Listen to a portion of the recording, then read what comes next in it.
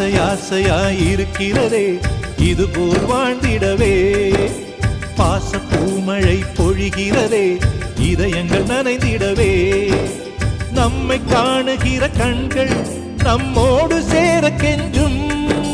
சேர்ந்து வாழுகிற இன்பம் அந்த சொர்க்கம் தன்னை மிஞ்சும். ஒரு நாள் கூட இங்கு வரமாகும், உயிரங்கள் வீடாகும். சுகமாய் என்றும் இங்கு விளையாடும் நிரந்தர ஆனந்தம்.